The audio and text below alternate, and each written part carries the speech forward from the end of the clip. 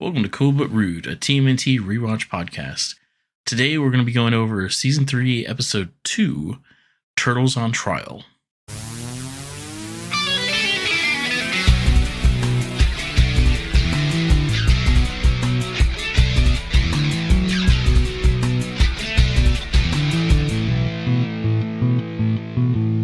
All right, I'm your host, Christopher. I'm Robert.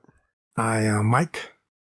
And like I said on the intro, we're going to be doing Season 3, Episode 2, Turtles on Trial. Now, today's episode, we had our original air date of September 26th, 1989. This one actually might be throwing us for a little bit of a loop based on something we saw, so we'll definitely get into that too, though. We'll talk about it. Yeah, before we get into the episode, anything we want to go over? Any new swag or? I watched Mutant Mayhem again. Oh, okay. Nice. Does it stand up? Yeah, it still does. Now, It's this is still like great. your sixth time watching it, ain't it? Something Well, like that. Yeah. It was on an airplane to Ireland. Nice. Yes. Well, you've had a bit of a break since the last time you watched, I imagine. So Yeah, it has been a little bit since since my last viewing of it. Okay. But it's still like it just as much. even on an airplane, huh? Even on an airplane, it was nice. I watched it while I ate, and then I fell asleep with it still kind of playing. It was There good. you go. See, like, I always reserve airplane trips or like long flights for movies that I'm like I couldn't give a shit about, and so it's just like I throw it on there. And it's like, I've been putting this off. I think I saw something on the back of like a fucking TV guide. Let me watch this. Okay, Like I don't anything that looks I can like understand. that I'm like hyped about or whatever. Because it's like this isn't the scene. You got like goddamn engines blasting you. You got some baby bitching. Oh, You got so like just- you got all this stuff going on. This is not the environment for like an actual cinematic experience. I agree with that, but keep in mind this is a very casual viewing because I've already seen it, like Mike said, like 5 times. Yeah, And so I was exactly. like, oh, this will be good. I don't have to. My thought process was actually kind of the same. I was like, I don't really have to pay much attention. It's just a fun movie that I can watch casually, and I don't have to again, I don't really have to pay attention. So it did the trick. Exactly. That's good. It's like almost in a sense background noise, but quality. Makes sense. Very cool. I do have to announce though, I did. Mike was so kind and generous that he actually hooked me up for my birthday with a TMNT lunchbox, which was pretty awesome.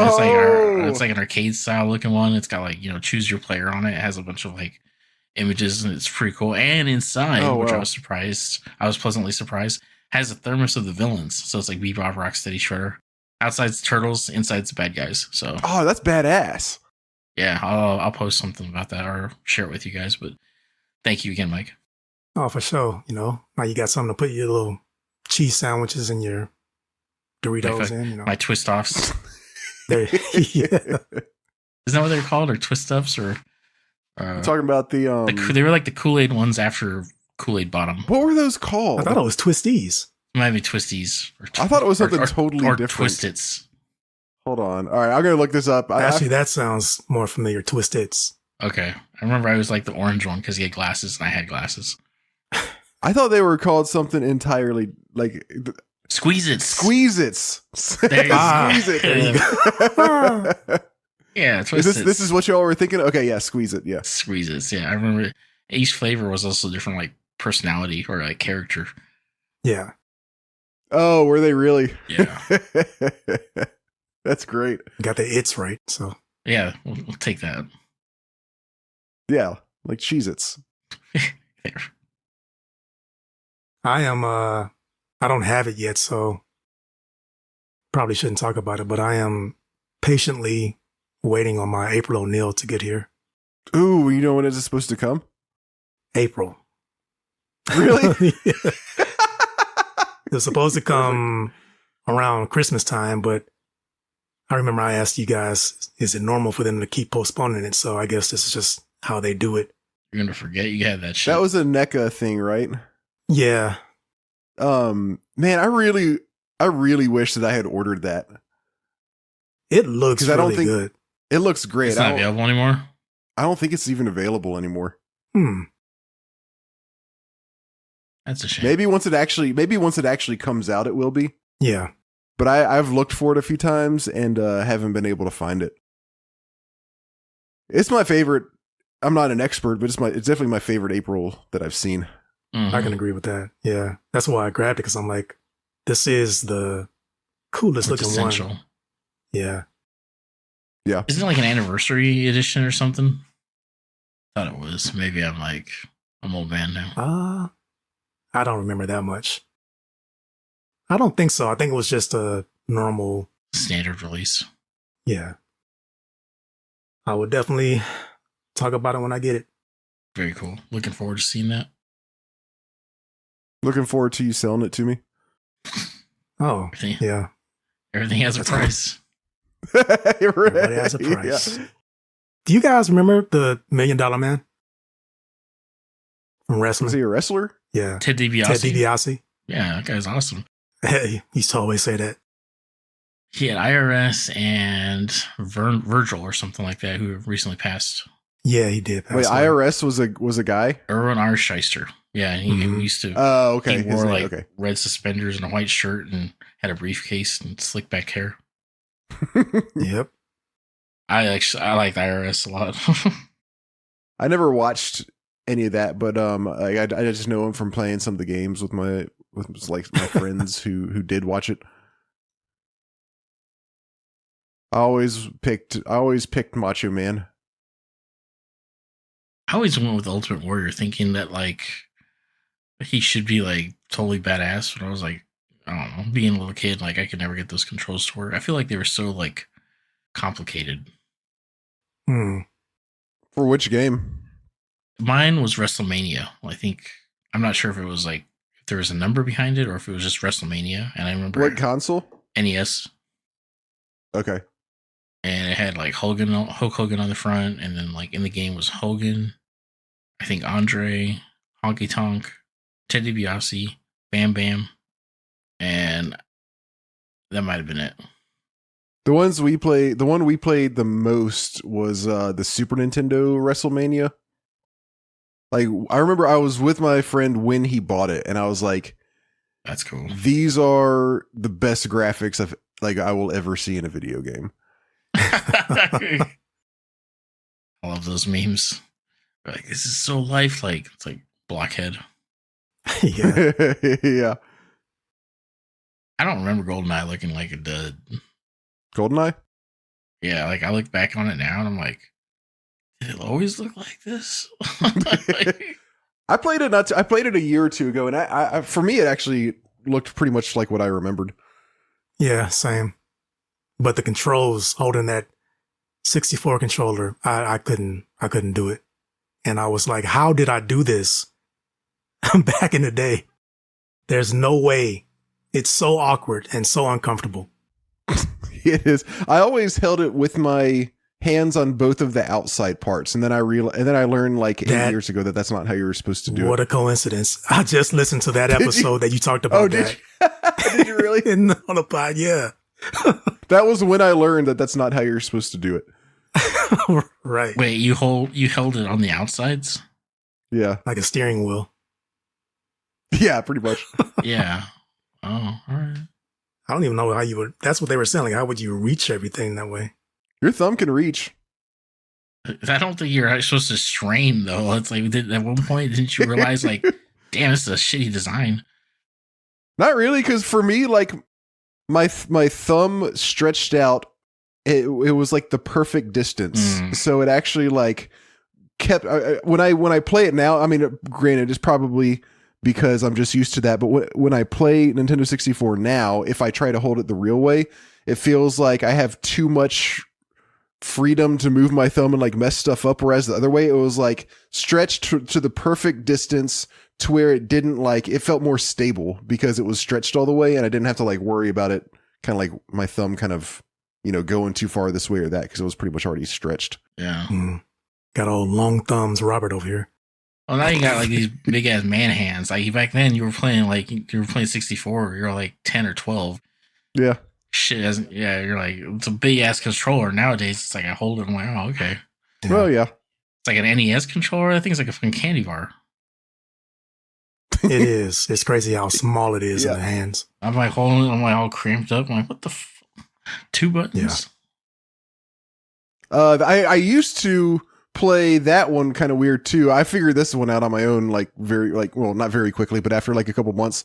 When I first got my Nintendo, I used to I held it the correct way on the left side with my thumb on the D-pad, but on my right hand, I did claw style where my thumb was on the bottom and my my index finger and my middle finger were on the B and A buttons, like Bro, one finger per button. What is this? What are you talking about, man? What? That's not Like that normal. was just like I was like one finger per button. Like that's just what made sense to me. And then like I think I saw I'm not 100% sure if this is, but I feel like it might have been when I watched The Wizard and I saw how people were playing it there. I was like, "Oh, I'll give that a shot." And I played it and I was like, "Oh wow, this is actually much better." Yeah, you actually start winning and not like, crying after every session. Yeah. Your hand stopped hurting and Yeah. I just picture you like the dude from Scary Movie 2. Like, this is my strong hand trying to play. right. I did the same thing with Sega Genesis too. I had 3 fingers, one on each button. Man. I don't know. The only thing weird I did with the NES one was I played it upside down. I thought the wire was supposed to come from the bottom of the controller. You said the way you led up to this was like it was going to be some minor thing, but that's like the most bizarre thing I've heard yet. Oh, coming from the claw? Man, y'all was some The stupid claw kids. is nothing compared to holding it upside down where you got to press left to go right. It's just, and I went Y'all- work. I y'all played was that dumb. for you. Y'all, I'm just messing. How did you do that? you're not wrong, Mike. That's fundamentally wrong. Golly. Yeah, and then I think I saw an adult actually hold it correctly, and I was like, oh. And then the Dreamcast came out years later, and you're like, "This is my time." Oh dear. I've been waiting for this day. Holy shit! What an expose this has been. Oh my gosh, that's great. Well, how about power rankings then? Oh, yeah, I forgot this is a Ninja Turtle podcast. Okay.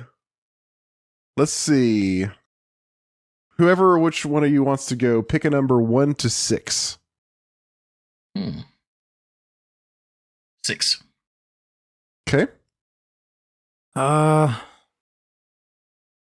Let's do 1 for.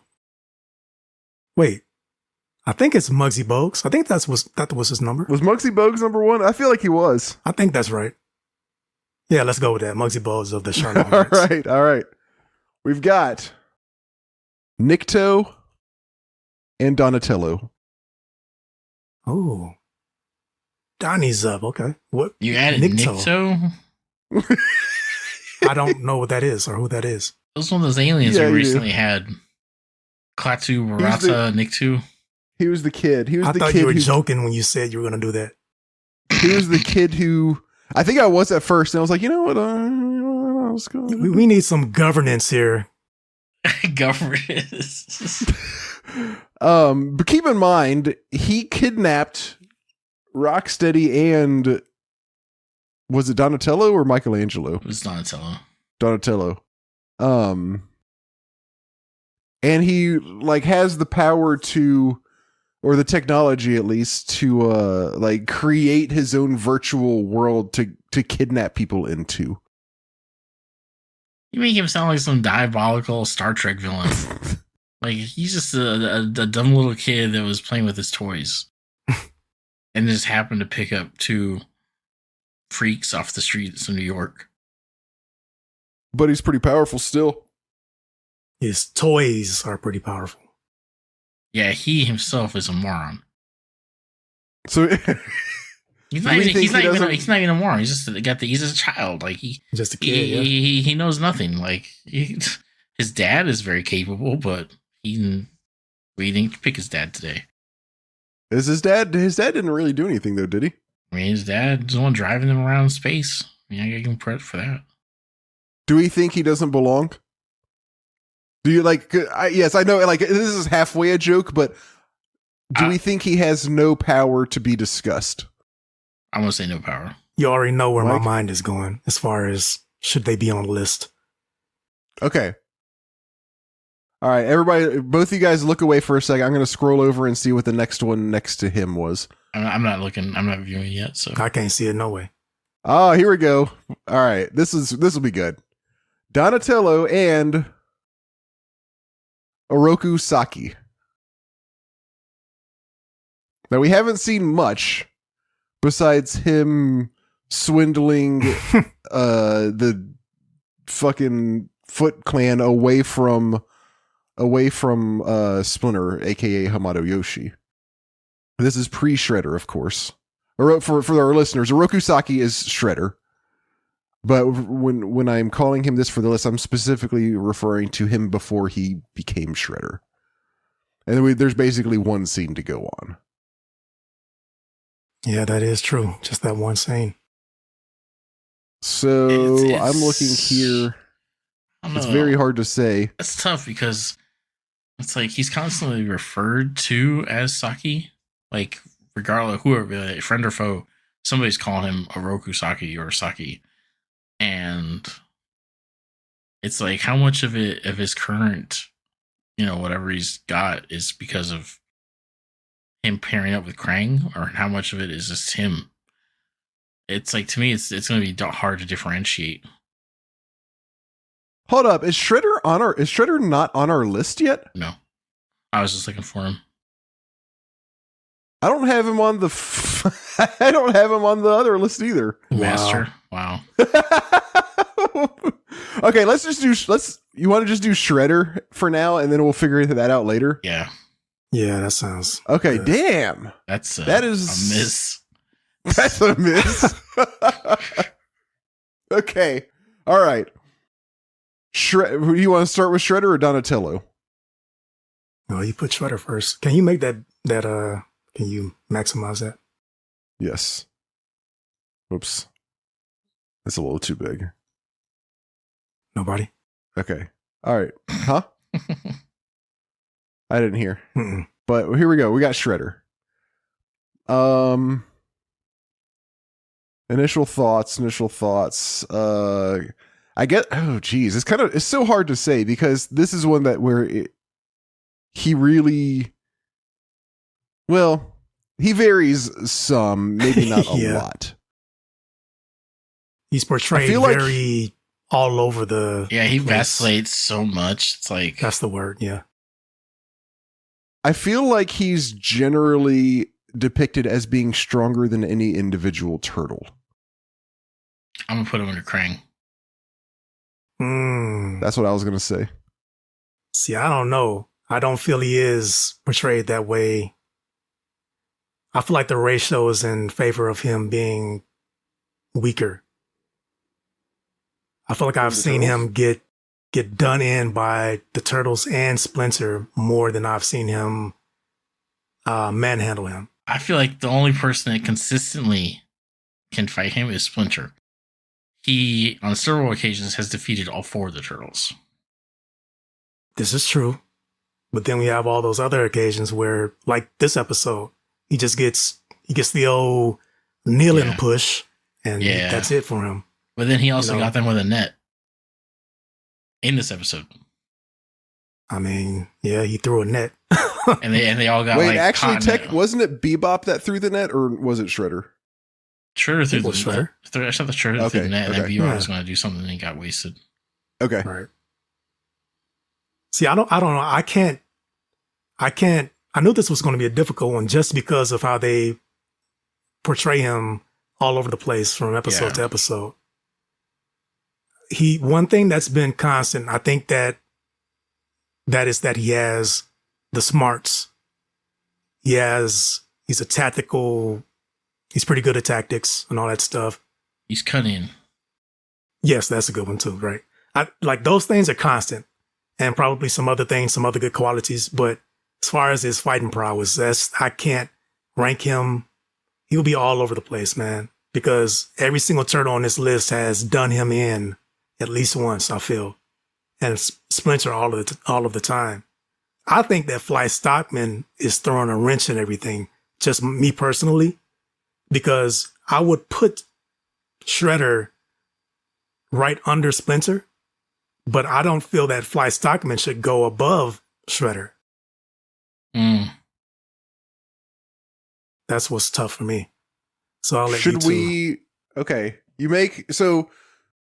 Out of the things you said, the thing that stands out most to me is that sometimes he is more powerful than the turtles, and sometimes he's not. Mm-hmm. So, do we average his power and put him somewhere in the middle of the turtles? No, I mean, I don't see that really working because it's like, how do we decide what turtle does what? And these turtles, Well, that was going to be my next the question. turtles themselves are all over the place. We're ranking the turtles also. It's like, this is true. All right, let's take a look. Split again, not in a one-on-one fight, but just general overall power. I feel like Shredder rather, is more powerful than, for instance, Michelangelo. You also feel that he's more powerful than Splinter? I do, even though I feel like Splinter is kind of his Achilles heel, but overall, I feel like he is more powerful than Splinter. I agree. I don't think Shredder has the intuition or the BS, as you two call it, that Splinter does. I think that gives him the edge. It's been too many times that, that trait has saved the day. Tell the turtles where to go, exactly what spot on that doggone medical ray gun to throw his cane at, stuff like that. I think that kind of gives him the edge, and gives who the edge? Splinter, I'm sorry. Splinter. And I know you guys said like not in a one-on-one situation, but I feel he bests Shredder too much, too consistently to not factor that in somewhere. So that's also a problem for me, putting him above. Like I said, I would have him under Splinter if it wasn't for Fly Stockman. Okay, I hear your arguments. I personally am not very swayed by them, but they do make sense. I'm not saying that, but I still feel like he's just more powerful than any given turtle, for example. You had him over Michelangelo, right? I had him at least over Michelangelo. Okay, Chris, what are you thinking about?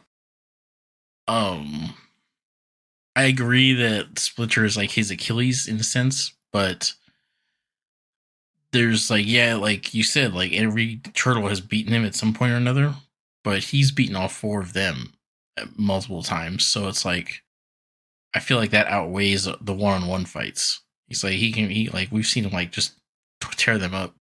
And it's ridiculous. Yeah, it's ridiculous because, like you're saying, like his power or his ability seems to be all over the place. Like some days he could get taken out by like Irma, and it's like other days, or like trip over his own cape maybe, but like other days he's able to take on all four guys and Splinter. Like, and he's like gotten Splinter like kidnapped and like ready to get turned into like rat like jelly, but he screws it up because he talks.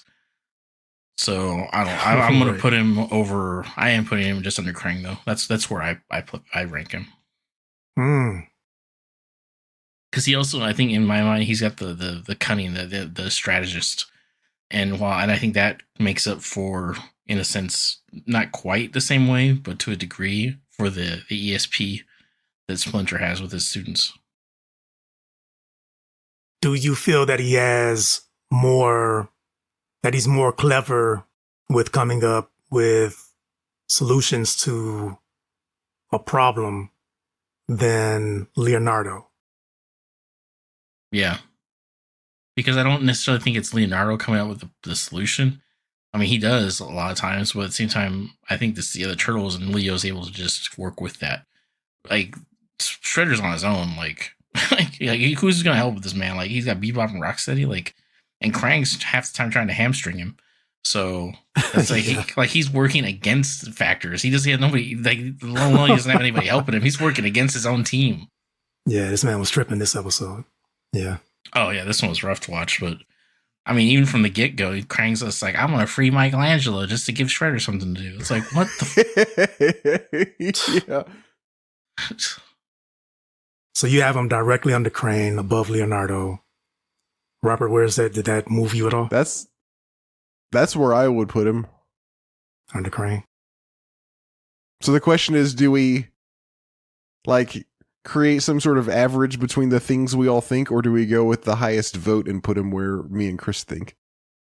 I'll just go with you guys. I still think that Spencer should be above him, but the point you made about him beating the Turtles as a group multiple times, all four of them at the same time, that matters to me. And the fact that he has to come up with all of these diabolical plans by himself. Whereas Leo has the other turtles, April, Spencer, giving him information. He does come up with the master plan, like every time almost, but Shredder's by himself. Ain't got no help.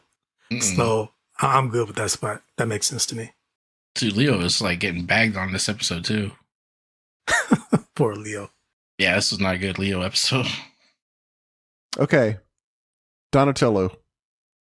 I'm assuming he's going to go somewhere next to the other turtles, but I mean, I get mine out the way. That's easy. Under Leo. Why can't I say concur. Leonardo? I keep putting an R. Leonardo. no, Yeah. it's Leonardo. There you go. Wow, this guy. All right, don't Call him remember. Leon from now on. Remember, Robert plays Claw style on the NES. Yeah, Take that with a grain of salt. this is true. I agree with Mike though, just under Leo. Why not? Why? Okay. Why do y'all think above Michelangelo? Chris. I feel like this is like a group project, and I just got pushed to the front. Fucking group projects. Worst thing in history. I don't know. It's like I feel that with Donatello, like I've seen him do his one-on-one adventures. Like first thing that comes to mind was when he was with Rocksteady, probably because we brought up Nick too, and he was having to fight him off, which he did no problem, and then he had to work with him. So that's to me is like that's that bipartisan effort. He was like if we're trying to get out of wherever the hell we are, we got to work together, idiot. And that's like he's in my opinion, at least my understanding, the first turtle that's done that. Like he's been in that scenario, so just that alone, and in a lot of ways, gives him an edge. Okay. And he's very capable. I mean, granted, he doesn't actually hold on to his bow staff half the time. He like throws the damn thing, but he's really good with it. So He is. Yeah. and like I like his attitude. Like he's the one that's like the most like real. He's just like, why the hell are we helping these people? Like they hate us. And like this episode is a perfect example. Like double backs on that. So it's like to me, he just kind of stands out personality wise too. He's like the most like got his head on his shoulders. So as a Michelangelo fan, I have to I swear to God, if you bring up his magic nunchucks. the magic nunchucks I mean, that is a thing. is a thing. Is that all you got? Basically, yeah. And he uses them very well in this episode too. Yeah, but he's only had magic nunchucks one time. In one episode, I mean. So They're pretty magic this time. He basically pulls a Luke Skywalker on this thing that Krang's piloting. did he? Yeah, he's had several outstanding moments with those nunchucks. Oh wow. Oh yeah, remember when you got the dragon? That was tight. Yeah, he brought down a freaking dragon. Come on. Should be number one. I agree with Quiz. I agree with Quiz. I agree with Chris. I will put him right under Leo. To me, Donnie has always been like the unofficial second leader. If Leo went down or needed to go on vacation, Donnie would be in charge. Also, his smarts is unmatched by any of the other turtles. Okay. Yeah. I think that's a good point. Yeah, he's a de facto number 2. Now that you say that, he is. If you're right, if Leonardo has to go out of town, then Donatello is left. Donatello is the choice. It's a trip to me because we've ranked all 4 turtles now, and Raphael, who's my favorite, and who's been, I think, I'm not sure, like it's official or not, but like several times been confirmed as the most capable turtle. At least in terms of battle prowess. He is or fighting prowess. Yeah, there's a difference. So yeah, in fighting, he's the most capable, but we have him as last. It is interesting, even though I've never been the biggest fan, although I did like him a lot in Mutant Mayhem. I expected him to be at or near the top because for the same reason you said, he's generally considered the best individually the best fighter amongst them. However, so far in this series, he really hasn't done much. That's right. Mm-hmm. That's what the argument was. And then, granted, we can revisit this, but even still, yes. I mean, he hasn't done a whole lot. I mean, he's accurate with his size, but there's still, I mean, not to bag on him, there's still size. Yeah.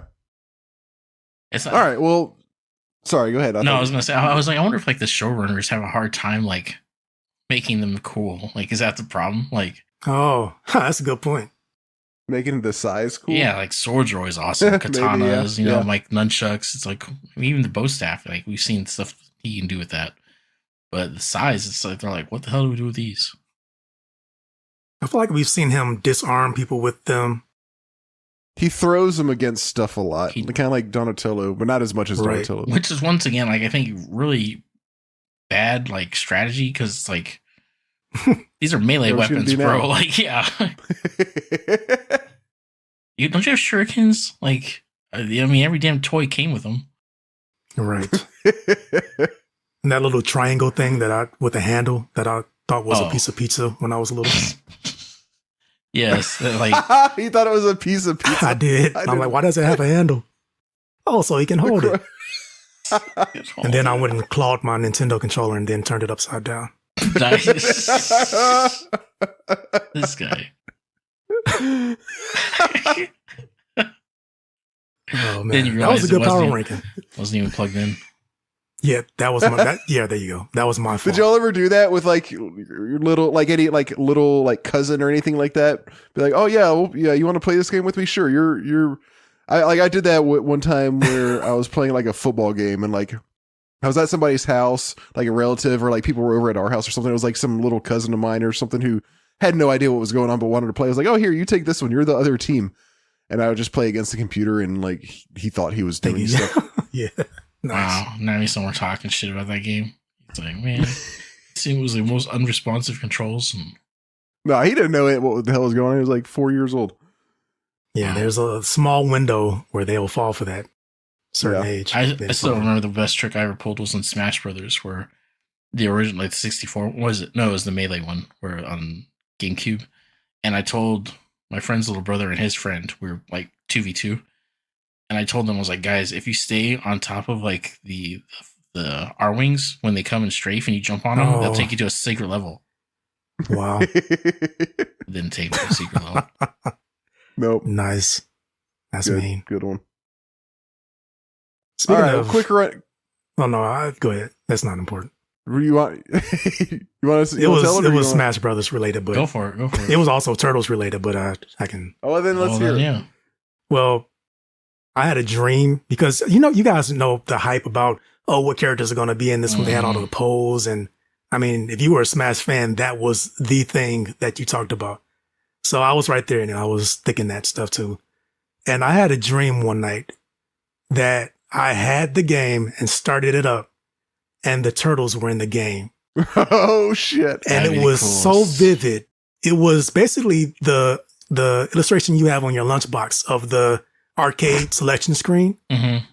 And you're talking about that it was so clear that I felt like it was a sign, but they, alas, never got into the series. I think that's a miss. They would be awesome in Smash. I would love for them to be in Smash.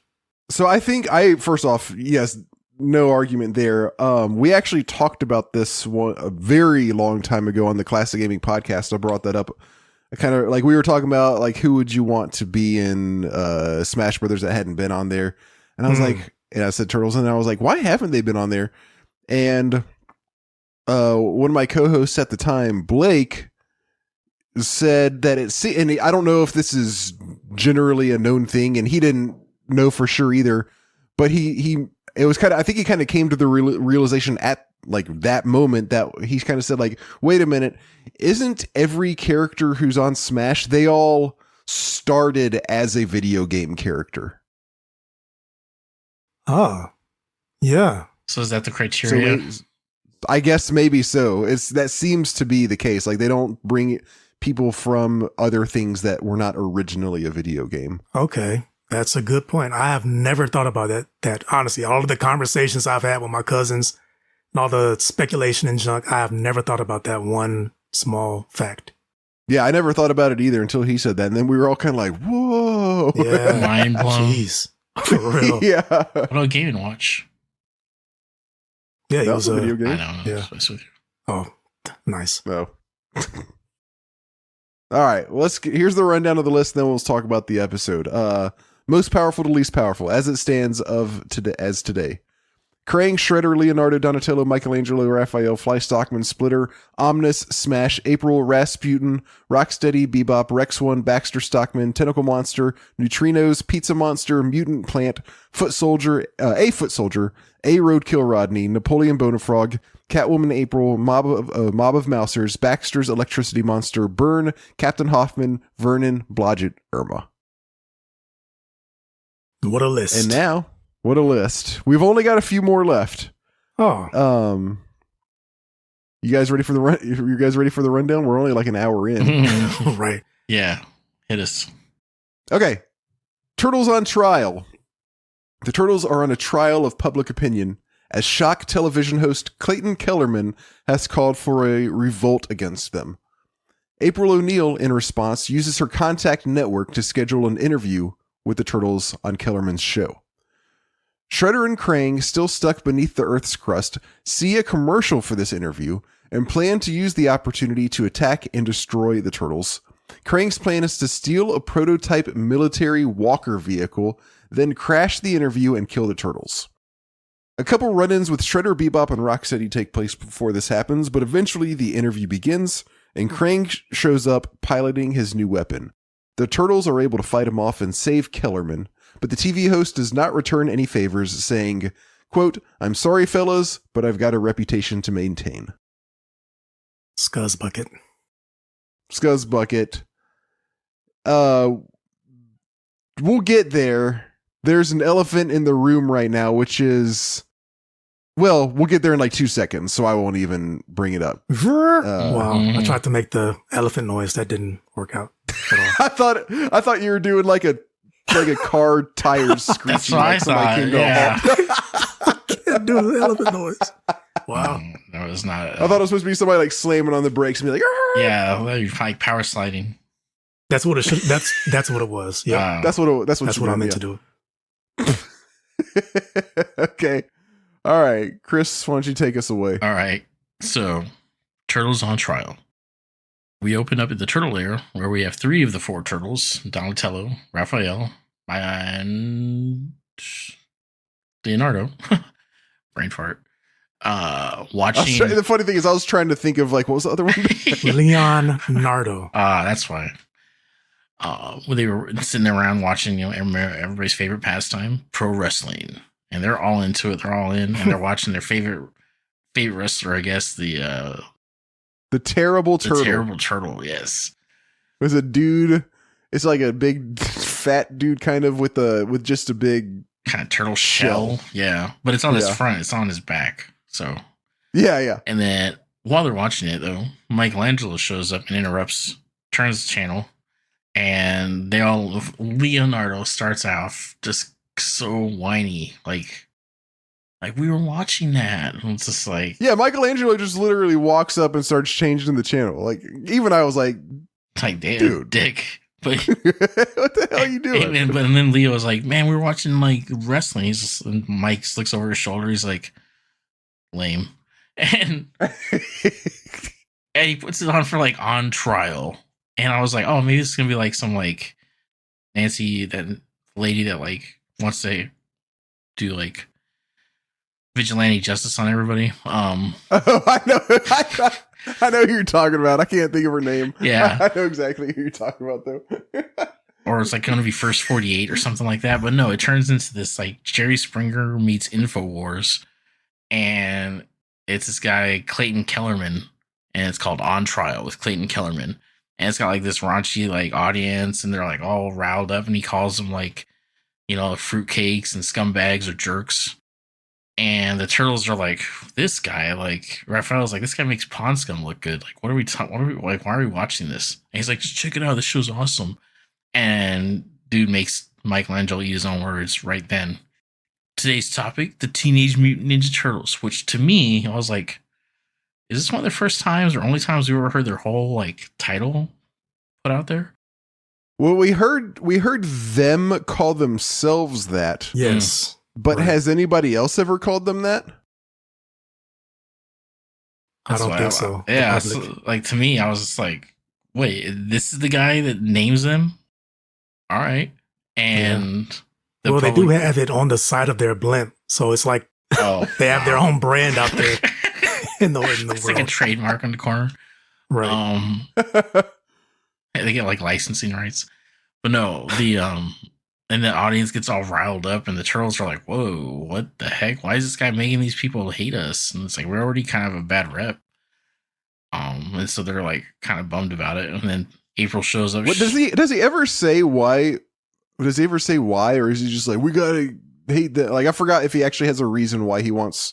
I think he calls them like a menace, and like he's kind of like the J. Jonah Jameson kind of BS, where it's just like, look at them, they're always in the wrong place. They're always like in the middle of stuff. That's the kind of like vibe I was getting. I'm not sure if I think he said something, but I can't remember exactly. Real quick, I feel like you're leaving out an important detail. Okay, you had said that there's something within the first 2 minutes, and I was looking for it. What we got? I thought this was a This Won't Fly thing. What do we got? The logo for the On Trial TV show.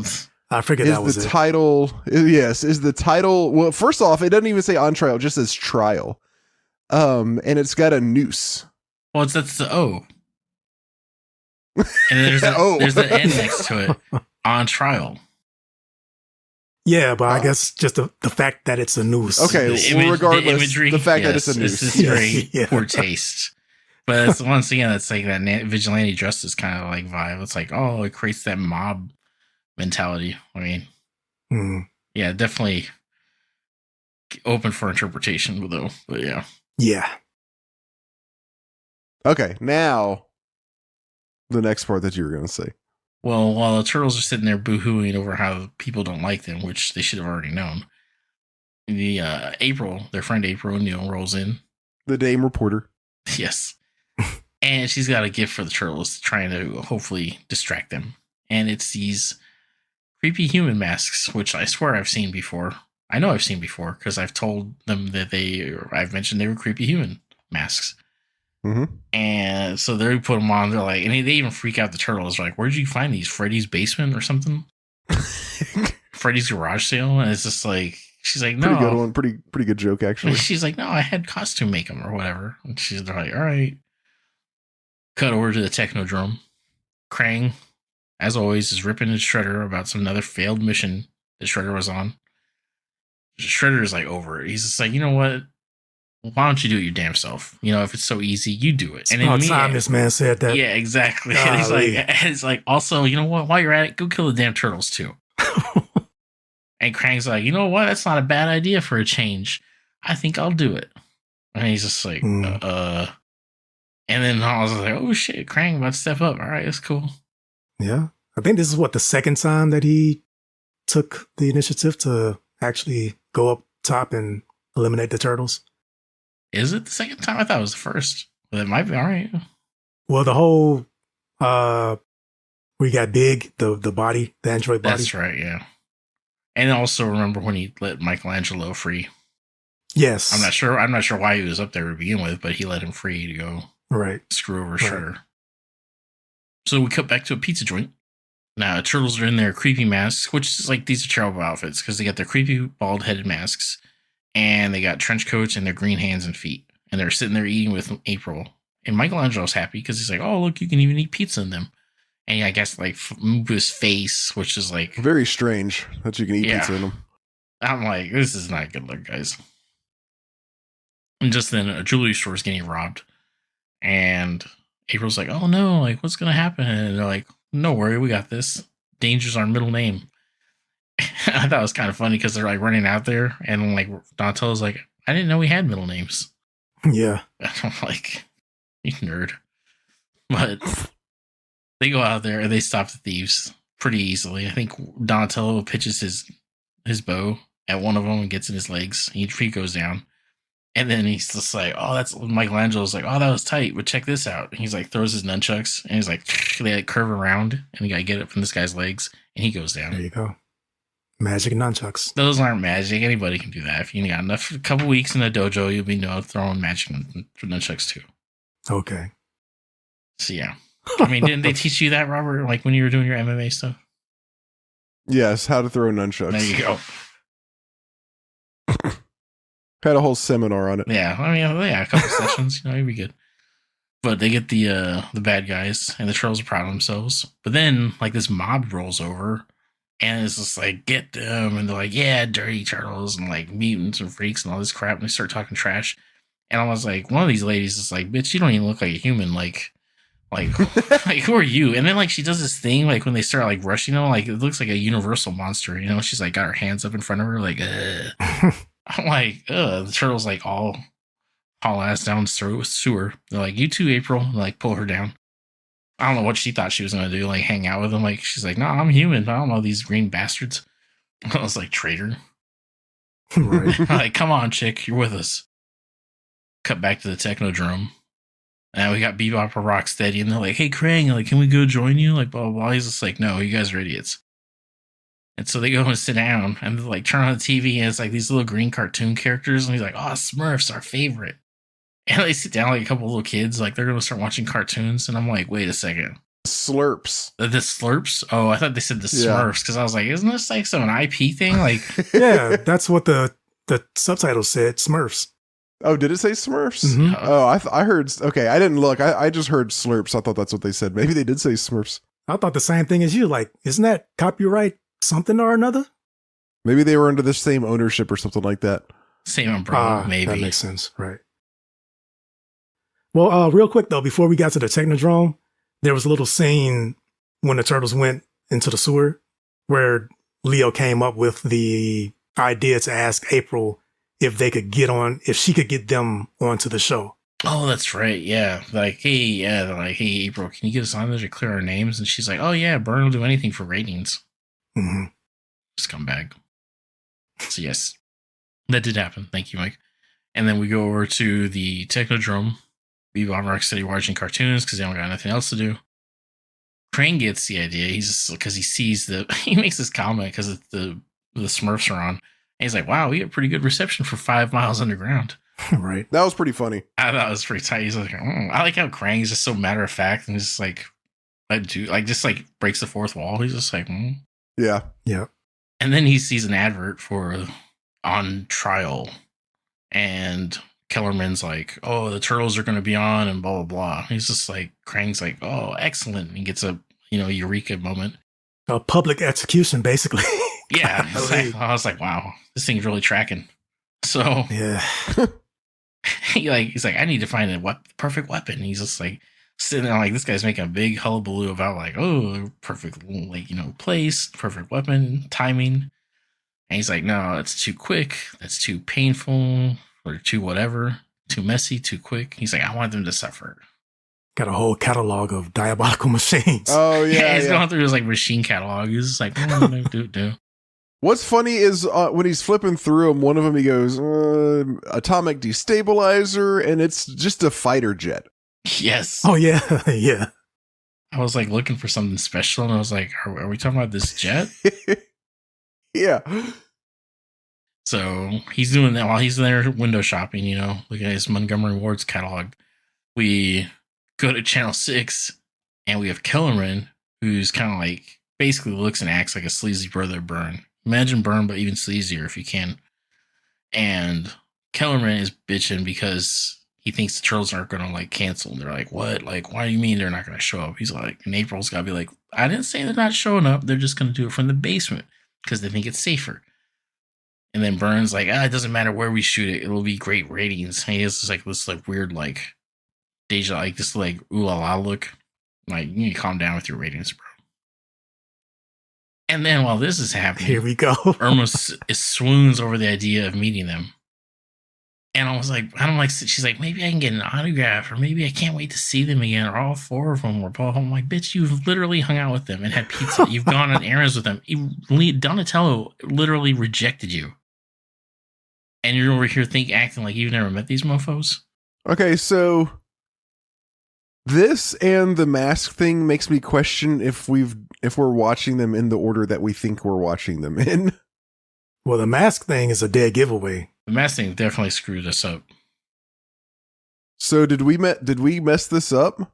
Or did I think it was all my idea. Did I mess this up? Didn't you get it off of a list? I've been looking at the Wikipedia, and I've been looking at the air dates also. Yeah. It doesn't. Well, yes, but the air dates is supposed to be the wrong thing. We're not watching them in air date order. We're watching them in production. What's supposed to be production order, I thought. Yeah, something fell out of the works somewhere, because we have seen those masks before. We've seen those masks, and we know Irma is tight with the turtles now.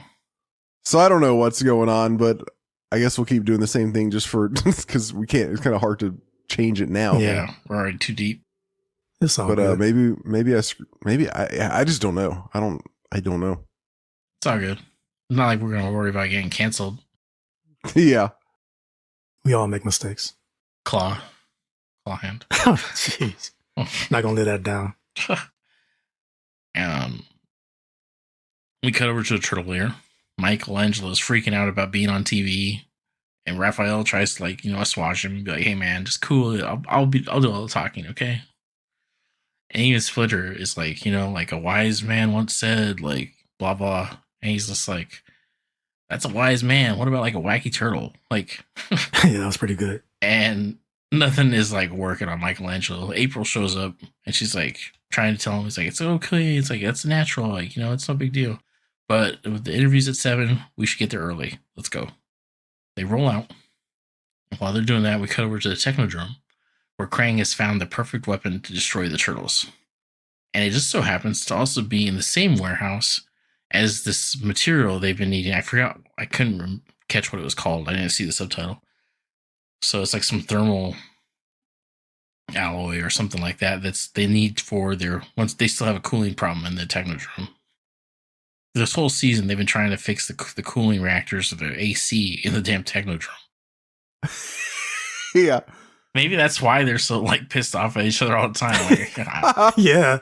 Just purely because it's just too hot. Like they're just like sweating and stuff. I know I'm not happy when I'm fucking hot, so exactly.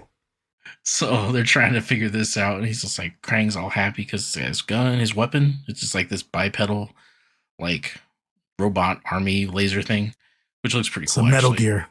Yeah, it is. It's like Ed 209 with a cockpit. Yes. And he's got his material there for the cooling reactors, so he's happy. Shredder shows up and he's whining about missing out on the possibility of finally killing the turtles or whatever. Krang gives in, and he relents, and he's like, all right, fine, you and Bebop and Rocksteady go to the surface and like distract them. I know you have a problem with whiny Shredder. Oh, this episode was bad. Yeah. Yeah. Oh yeah, he did the whiny thing a couple times. Yeah, just wait till the museum. Right. Even I was like, all right, man. Right? That was bad. Ain't you embarrassed to do this in front of Bebop and Rocksteady? And the turtles and April? Yeah, later on, it's totally right. Have some dignity. Yeah. When they were going through the sewer on the cheapskates. Okay, that's what. So we're sure those are cheapskates because they look like improved cheapskates, basically. Okay, that's what I was gonna ask. I meant to say it a minute ago. Like they looked awesome. Yes, they did. And not just the cheapskates themselves, but the animation of that whole scene was really good. It was thank you. really cool. Yeah. Mhm. So we cut to the museum, and yeah, it's just basically the Natural History Museum, and like there's a tremor, which is obviously indicates a drill thing showing up. Burst through the center of the exhibit. Shredder's like, "Oh, I told you behind the museum." Rocksteady's just like, "Oh, my bad. Like it was this close." We cut over to the sewers where Robert was just talking about the cheapskates. So it's got like we got 3 turtles on their own cheapskate, and we got Michelangelo on a cheapskate with April on his back, like she's riding shotgun. And he does this like awesome maneuver where he like half pipes it. He's just like, he's like, "Oh, like we got Curl coming up," and he like goes along the sewer wall. And April's riding on it with him. Yeah, she's totally like holding on for dear life. But then they get a call from Splinter, and he's just like, "Hey, there's like a report of like some freaks over at the museum," and they're like, "Oh, we gotta go check it out." And April's like, "Wait, what about the interview?" And like, "This is more important." And like they do this cool shot where they're like going down the tunnel. Yes. And then like they announce that they're going to the museum, and they like come at the camera. So it's pretty cool, in my opinion. Yeah. The whole little scene was just much cooler than it had to be. Yeah. Right. So while they're doing that, Krang and a couple of rock soldiers arrive in their own module in some alley that appears to be on the side of a warehouse. In the museum, we got Shredder and his goons, and they get the jump on the turtles as they arrive, and a fight breaks out. Of course, the typical back and forth.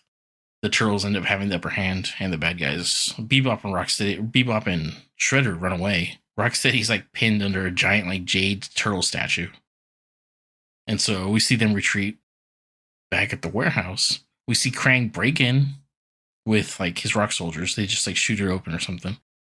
They bust through the wall. They busted through the wall. Yet again, we got a wall bust. Yep. Oh yeah. Exactly. So they go through the wall. Krang gets the material. He's got it. He's just like, "All right, cool, I got it." I was like, "Wait, that's how easy this show was? Like, why hasn't Krang been doing this shit the whole time?" Yeah. Yep. Like we'd have a new Technodrome at this rate.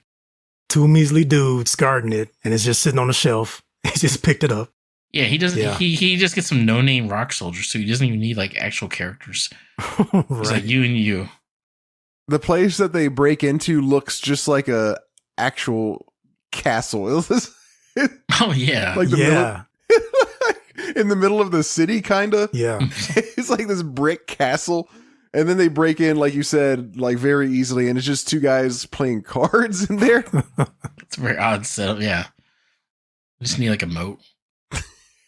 But so they break in, they get the material, and Krang sees his new toy, this like awesome military prototype weapon. And this part caught me off guard. This is great. I love this. He has the rock soldiers grab him and just fling him into it. Like he's like this little like nasty brain thing. I know he's got a name, but he's like this little pink brain pile. And they just grab him and toss him up there. He's like, "Whoa!" And he goes up there, and he lands perfectly. He's just like, "Oh, this is tight." He's like, "Oh, I love that new robot smell." Yeah. We also didn't mention he's back in the cradle. Oh yes, that's Yes. Up until this He's part. not using his body. He's using his cradle for like we saw him in the beginning of the episode using his body in his stomach, you know. But now, like the rest Yeah, of this the episode, android. he's been in his little like cradle, which had this like cool feature where it's like extendo legs. I don't know. Yeah. Oh yeah, Yes. yeah, Gadget yeah, legs. Like this is tight. Right. It turns into like giraffe legs. Yeah. And so I was like, all right, cool. And now, if you think about it, why didn't he just use his damn giraffe legs to like get in the robot instead of getting tossed in there? They don't extend that high, 10 feet yeah. or less. Maybe he's not mobile enough. Like he couldn't even like wiggle his way out into that. Like he's always got to be like carried into things. Oh, yeah. Yeah. You do see him struggle later on. So, Oh yeah, he's Good point. man's struggling hard later. yeah. That was embarrassing. But yeah. Don't look at me. So he's in his robot, and That's the scene ends there. He's happy. He's in his new robot. Over in the museum, the bad guys, well, at least Shredder and Bebop have run into like an arsenal room.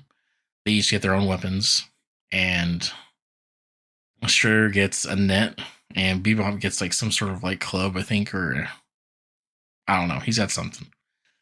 And the turtles run in, and they get netted. Like Shredder throws the net on him. Bebop goes to attack him. Turtles break out of their net, and they like dispatch Bebop, no problem. Bebop is dumb, man. He's basically scared of his own reflection. They had, I think it was Mikey. They had an idea, and No, I think it was your buddy Leo. Was it Leo? One of them, and it was like a shield or something, right? It was a shield. Reflective shield. Mm-hmm. And so Bebop just sees his reflection and thinks it's a monster and runs away. This thing's sad as hell. I don't remember. I watched this yesterday. I do not remember that. That's amazing. I saw that and I was like, bro, for real? Yeah, now that that's the dumbest I think they've had him so far. That's pretty bad. Good grief. Wow. And then there was definitely a joke here that I was like, that shit wouldn't fly. Oh, really? Yeah, I mean, maybe it was like, maybe I'm reading into it, but Shredder's just like, idiot. And he goes and he grabs the crossbow and he starts like shooting arrows at the turtles. And the turtle, Raphael, are like, they're hiding under like a table. And Raphael's like, where's John Wayne when you need him? Because he's like notoriously a cowboy and he always fights Indians. Oh, I didn't think about that. Okay. So I was like, oh, that's cool. I was like, I'm not sure everybody would appreciate it, but I thought it was funny. At that point, somehow Rocksteady shows up and he's about to have a 1v1. Yeah, and he pulls out his famous wooden sword, but this time it's made of metal. Yeah. Yes. He's got a real, like, so I was trying to see if maybe it's the case that looks like it's, like the sheath rather. I don't know. That looks like it's wood, and we just thought it was a wood sword this whole time, but we don't get to see it. I don't know, man. I think he's pulled out a wood sword, like pulled out a wooden sword several times. Yeah. Okay. I thought he did. Yeah. I forgot about that. Okay. And so I'm like, has he just been an idiot and just keeping his sheath this whole time? Like, well, why would you do that? So I think that's definitely some. Possible. Definitely possible. I mean, I guess apparently Bebop's scared of his own reflection. Oh, you know what? I think we did skip over a little bit before Rocksteady comes in. I think it was Bebop that was up top above Michelangelo once he had gotten the armor. Oh, yeah. And he's just throwing down cannonballs. He jacks Michelangelo up. Yes. The cannonball hit the back of that man's neck. Oh, he ought to be done for. Oh yeah, he's going for the damn kill. Right, exactly. I thought that'd be a super cool toy though. The Michelangelo in the knight armor, that would be a badass action figure. Oh yeah, you're right. I mean, that's a marketing miss if they didn't make that. Just saying. That was cool, yeah. Mm-hmm. And then like at this point, outside the museum though, while they're all fighting and everything. There's like a mob, a crowd with the media and everything, and they see turtles like going, like the shadows of the turtles going through the window. And I thought, I was like, but they're just like walking casually. I was like, this is weird looking. And when, like, to me, like the silhouette of one of them when they turned kind of reminded me of like the old school like comic book. Oh, I didn't catch that. Or is that just lazy ass drawing? But yeah. And then we cut to the warehouse real quick, and Krang's just like fucking around with his new robot. He's just like blowing shit up. He's like, I like this. I'm like, keep this one.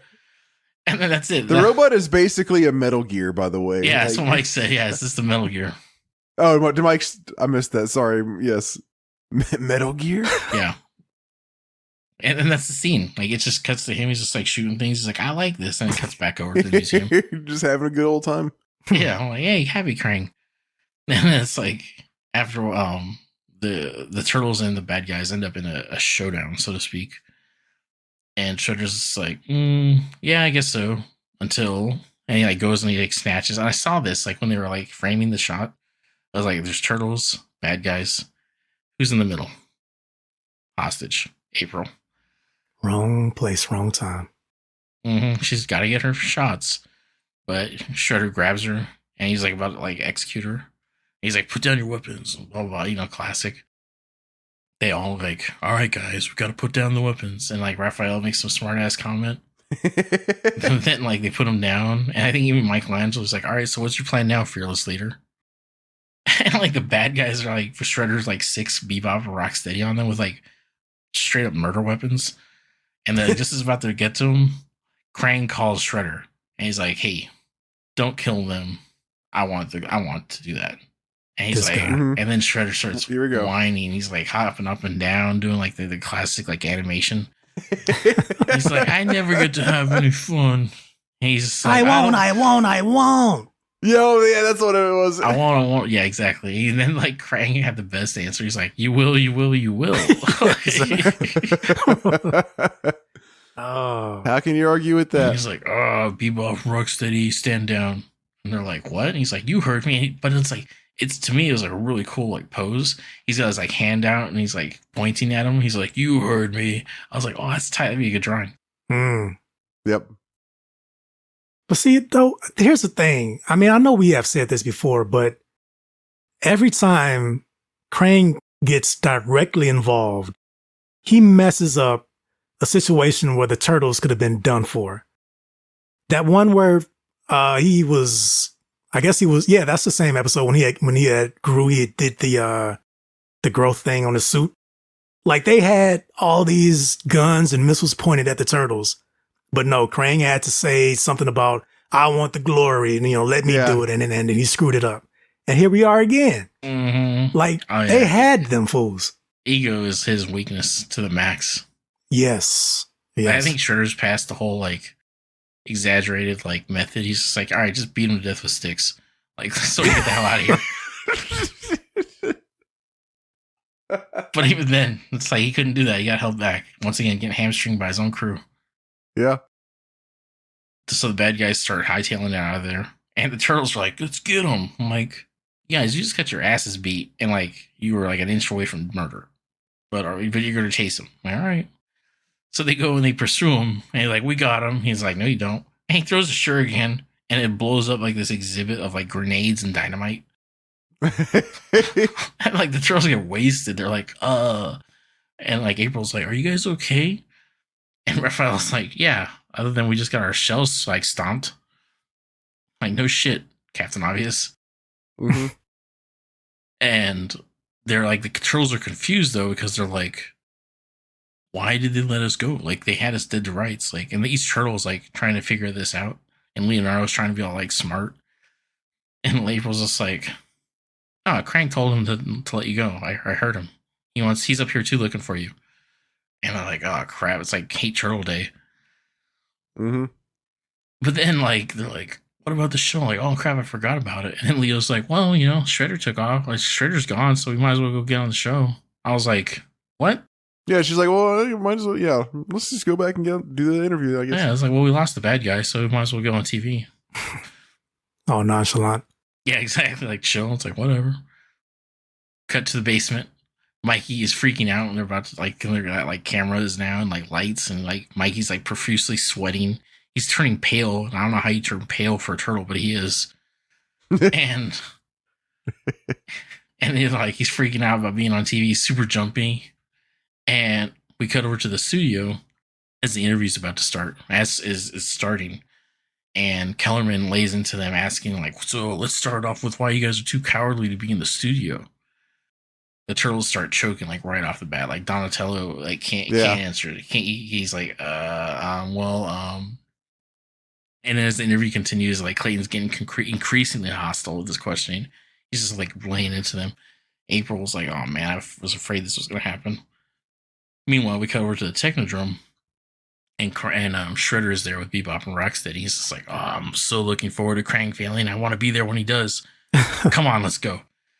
And so they hit up the module once again. They're going back up, which is funny because like earlier in the episode, Rocksteady was like, "That's all we do, up and down, up and down." And I'm like, oh, yeah. That's all. That's all they're doing. Good point, actually. I was like, oh yeah. Now outside the studio, Krang finally arrives in his Metal Gear, and he shows up. And he's like yelling. He's just like, turtles, come out and play. Donatello's like, wow, like, has Krang been taking voice lessons? He's like really projecting. Like, And there's this, I don't know if this is right before or after that. Sorry if I'm skipping ahead, but there's this like really cool shot where he's just kind of walking around the city, just like shooting shit. oh, that's like, that was before. Yeah, I missed that. I was like, yeah, he's like rolling through. He's just like King Kong in this bitch. He's like, just destroying shit. It's so cool. Everybody's like running, like, ah.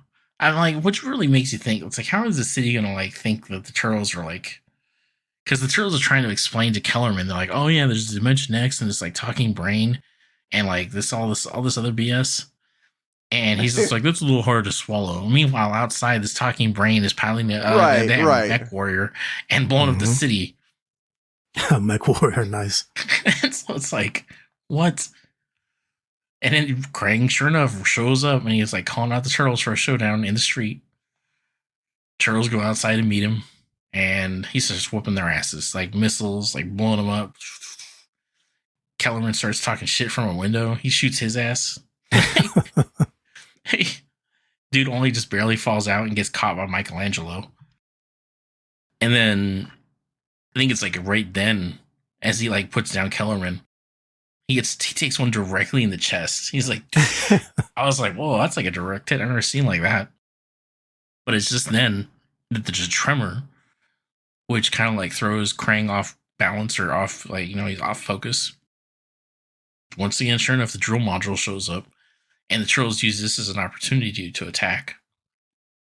And I think it's like, what did Michelangelo do with his nunchucks? He did what Luke Skywalker does to the AT-AT. He didn't use his nunchucks for that. He used a piece of concrete. Oh, I thought he like wrapped up the legs with his. I don't know why I thought he wrapped up the legs with his nunchucks. That would be amazing. That's why I was like, what are you talking about? Like extendo shucks? No. Just got it completely wrong. No. So tell me, how did this work? How did the concrete wrap around it then? Well, because he had there's like a piece of concrete that was like somehow attached to like a chunk of rope or like a length of rope. And so he swings it around over his head, you know how they do, and like then he tosses it. Yeah. And then like somehow it does the Luke Skywalker maneuver. Yes, somehow. You're right. Wraps him up. And then Leo's like, now my part. I'll do my part or my contribution. And he's like, yeah, because you've been like slacking this whole episode, bro. You need to get your shit together. And he goes up and he like stabs it. Like that's all he does. He stabs it. Apparently that's enough, because it's like Krang's like, uh-oh. And then like behind him, Donatello rolls up and he like just pushes him or like kicks him. And so now it's like kinked over and like Krang falls out of it. This is so disgusting looking. It's terrible. Best part. It's like he crawls out of it and he's like this little like, you know what Krang looks like. He's like this giant pink brain with arms or like tendrils and a tail. And his little like nasty tail, which he calls a ganglion, gets stuck in some chewing gum. And he's just like, help me. My ganglion's stuck in some chewing gum. Yes. And Shredder like straight up grabs him and like stretches the shit out of him and pulls him into the drill module. He's just like, I was like, that is the most like undignified way to lose, bro. Like, I don't care how many times Shredder's getting his ass beat. That shit was sad. Yeah, between him getting tossed into the mech and this part, he's at a and he was like scraping, dragging across like the debris and the rubble. Oh yeah, I mean his whole underside is like Oh yeah, he's done. He's like in the ICU now or whatever the hell Technoderm has. Bad guys get away. They do the typical like drill down, lava comes up, prevents their, covers their tracks, prevents any chase. So the turtles are there with April and Kellerman, and then he's like, "Thanks for saving my life, you guys." Like blah blah blah. The turtles are like, "Oh, that's cool. Like you're gonna like clear our name." Yeah, they're like, "Oh, okay, we're cool now. You're gonna like not keep talking shit about us." He's like, sorry guys, I got a reputation to maintain. Show business. And he like walks away like a piece of shit. Even Michelangelo is like, man, that guy's a scus bucket. And then they're like, well, April, you got like that footage, like, you like of us fighting Krang, like that'll clear our names for sure, right? And she's like, sorry guys, like my camera got trashed in the fight. Donatello literally throws up his arms. He's just like, and he like just walks away. And like they all are just like defeated, like, and like they even talk about like, well, so much for clearing our name. And Raphael is like, his line is like, some days it just doesn't pay to get out of your shell or something like that. And that's it. That's the end of it. So there's no laugh track. There's no funny. No laugh track this time. No, No. yeah. Like, no, the Turtles got their asses beat. And they won, like, they saved the day, but at the same time, this was not a victory, in my opinion. So, April was going to get knocked down a couple of spots if she had have revealed that she had the lens cap on the camera. That's where I thought they were going to go. I'm like, I know they're not going to put the old lens cap on the camera thing. oh my gosh. There was actually a couple moments where it looked like her camera was a gun. I was like, what the hell? She like, strapped? Like, That's what I thought too. And then I was like, wow, you gave her like some kind of laser or something, but no, then it was just the camera. So yeah, that's this one. That's Turtles on Trial. I actually liked it a lot. More like, I feel like I didn't have much to say about it while we were talking about it, but there were a whole lot of little things that added up a lot for me. There were some really good action scenes. The museum, all the museum stuff, I thought that was all really good. We had the cool stuff with the net and the mace, like Bebop with the mace. We got Shredder using a crossbow. There's like kind of that one part where Shredder's fighting Leonardo for a second, which was, it only lasted like 2 seconds, but it was really cool for a couple seconds. Yeah, Bebop and Rocksteady go down, and then like Leo tries to take on Shredder, and he's just like, nah. Yeah. Oh, but then he gets, that's right. That's where Mike was saying he gets jacked. Yep. Squats down behind him, and Leo pushes him, and that's all it takes. Yes. Yeah. There is Mike in the armor, like you guys said. Yeah. We got some rock soldiers coming back. They don't do a whole lot, but they do toss Krang, which was pretty fun. We got all the Krang stuff, which was really fun all around. Yes. Him getting tossed, him doing the, like you said, the like basically King Kong style, like destroying the city. Him getting his ganglion stuck in chewing gum was pretty funny. I don't like that word. We've got ganglion. You know what ganglion? No. We have the Metal Gear thing itself is awesome. We've got the awesome cheapskate scene or whatever it is we haven't figured out. We've got the art. All the art in this episode seemed better than usual. Nice. Okay. I thought so as well. Okay. Yeah, like it just even the coloring, just the animation and the actual coloring, it all seemed, it was just more, I don't know, it just seemed better to me. Okay. Also, one other thing which I would like to point out is one thing that I think that's really cool about this episode is that they it's almost kind of like they're showing kids how kind of bogus these like shock talk shows are. Yeah. Like it's just, they show this guy who's they make it very clear that his whole entire thing is just to stir up controversy, and he doesn't even care if it's legitimate or what, like he doesn't have a purpose for it. He's not trying to accomplish anything besides just stir shit up. You know, like little kids watching this are going to be kind of like, oh, is this like what happens? And this is a legitimate thing that happens, but yeah, some people don't realize it and they just kind of get sucked in. They're like, oh yeah, like you start believing everything that this or that guy says. But it's kind of a good lesson to see that, hey, there are people out there who are just there for, you know, the quote entertainment factor, and maybe you should take the things they say with a grain of salt, or just straight up not really give any weight to the things they say, because they're just doing stuff for ratings. Yeah, exactly. I feel like I have more now to say than I did at any point through the episode. But like I said, there wasn't like any one main thing that stood out, but there were a whole lot of things that just were done just in general really well. You guys, Chris might make fun of me, but I think I'm going to give this one a 10. I mean, I talked highly. I told you what I was liking as we went, and I like everything what Robert was saying. In my own way, I actually liked how it ended on the down note in a way. it's just like it's a win, but it's a loss because the Turtles. This goes back to like almost like a couple of those existential crises that Donatello has been having, where it's like, why are we even doing these for these people? Like, and everybody's like, oh, it's like the right thing to do. If not us, then who?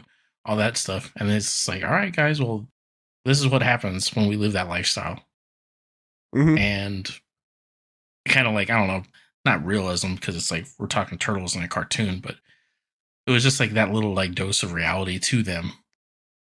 And I'm not saying I want our heroes to be beat up or to lose, but I like it when it's not all like roses and hoes at the end of the episode. Mm-hmm. Yeah. So I'm gonna give it a 9. Oh, nice. Awesome. Mike, what are your thoughts? I think you guys hit all of the beats that I had. Everything that you both said. I didn't think about the scum of the entertainment industry in that light that you brought up, Robert, or the you can't win them all kind of thing that you said, Chris. Those are great points. Yeah. I think that actually lifts my score a bit. I was going to give it an 8, but I'm going to give it a 9 as well. Hell yeah. Only thing that kept it from a 10, well, there were a few things. I wanted to see Raphael and Kellerman have a sparring of the words. When they mentioned that, okay. When he said, let me do the talking, I'm like, oh yeah. This is going to be good, but they did nothing with it. That's a good point. I did not like the ending or the defeat of Krang. I hated that battle because all it was the module coming out of the ground that it made Krang so unstable in the mech that he just had to teeter back and forth and couldn't do anything. And then the very next scene, they show Krang just stood still as the concrete rope wrapped around his legs. Leo just throws his katana and it penetrates the freaking hull, and that's it. That's all it took. And then Donnie just kicked him over like a can or something. At any point in time, Leo could have thrown that katana if that's all it took, and that would have been it. Like, it should have been more to that battle, more to defeat Krang. I felt that was lazy, like kind of nobody really cares. The Turtles win, haha, that's great. But no, I think that was the worst battle that I've seen so far in the series. Okay. That's actually a really good point. I was wondering what was keeping me from giving this a 10, and I think subconsciously that was probably it. Because I was like, oh, okay. I'm like, this is some bullshit. Like, yeah, and now you point out all those points, in terms of how Krang was defeated. And especially because for the first half of the fight, he was beating the shit out of him. He grabbed him, he shot him, blew him up. Like, there was no stopping this thing. And then just like, like a slight tremor, and like the damn thing turned off. For real, man. Yeah, a 9. But real quick, 19 minutes and 31 seconds. Krang blasted the Turtles. They scattered, and they all fell on the ground. Mm-hmm. And there's some dialogue, and Donatello is laying down, face down, and Krang grabs him.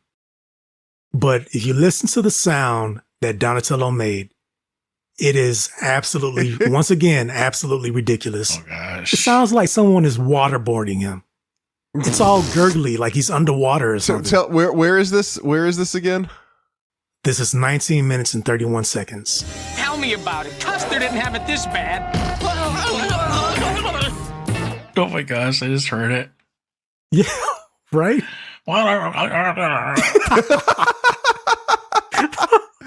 I absolutely did not catch that. Just that, but I'm like, at that scene where he's like, the turtles are on the ground. If you look at Krang in this like shot I have, he's like this little like pink blob in this little cockpit. Yeah. It's like you can't even see over the dashboard.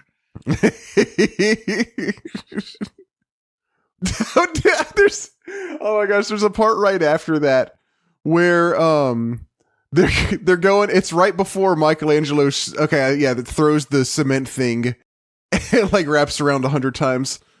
Right as they're running over to the thing, Shredder and Bebop and Rocksteady pop up out of the what do they call the thing? Drill module. The drill module, and they open the door, and they're all just kind of sitting there like in the seats. And the turtles use basically Rocksteady and Shredder as steps and step on them to. They're running towards them. They pop up in the middle. Door pops open. The turtles jump off of Rocksteady basically, using them as a stepping stone. And Rocksteady goes, "Ow!" Oh yeah, I forgot about that. Oh, this is good. All right, so what we got? A good episode. Everybody enjoyed it. No new pizza. No new pizza. No. Man, I haven't had pizza in a minute. I'll tell you guys about this after the episode because it's getting kind of long, but I've had the worst pizza I've ever had in my life this week. Oh, yeah. Well, we got to hear about it. We're basically over. If listeners don't want to listen, they can stop here. For the people who do want to hear about it, why don't you tell us the story? It was Little Caesars Detroit style deep dish. Okay. This is the second time I've ordered this pizza thinking that the first time was, just a bad night or whatever. The first time, the crust tasted like someone had just wiped the counter that they made the crust on with some towel with cleaning product on it still. Oh. That taste got into the crust. Okay. So that was terrible. So I'm like, okay, surely this can't happen again. This time I got it. It looked good. It was piping hot. And I take a bite and I notice that the cardboard is particularly damp under the bottom. And the crust tasted like wet cardboard. Ugh. Absolutely disgusting. And I'm like, okay, well, maybe that's not the pizza's fault. It's just happens to be they didn't not the pizza's pack fault. the pizza on that little, the little crinkly white sheet that they usually put on the bottom. Yeah, that thing. That wasn't in there. So maybe they just goofed on that. But the actual cheese was terrible. It tasted like low-fat cheese. It has an odd kind of just lacking substance, lacking the flavor. It was like that, but it was oddly sweet. It was terrible. The sauce was almost bitter. Not like it had gone bad. It's just how it tasted. And this is not the same stuff that they make their $5 hot and ready or the extra most bestest, because those pizzas are the bomb. This junk was nasty. Well, you're making it sound pretty bad. I got 5 pieces downstairs in the fridge. I'm throwing them away. Damn. There's no safe. Now I tried to cook it up, crisp it up in the cast iron and melt the top. It was still terrible. Nasty. Wow. These you can't save. No. That's my story. It's fucked up. It is. I'm going to start a GoFundMe. Go fuck. I'll come to you once again asking for good pizza. All right, let's end this episode, man. You're talking about crazy. All right, let's stuff. end it. Let's. All right, guys. Well, it's been awesome. Next episode, we're going to be doing episode 3, Attack of the 50-Foot Irma. Oh, you going to love this one. I'm sure we will. Irma-centric. You know how I feel about these whack-ass character episodes. I'm going to wait till we have a burn episode, and then we'll laugh my ass off, Mike. Yeah, that's fine. Peace out, guys.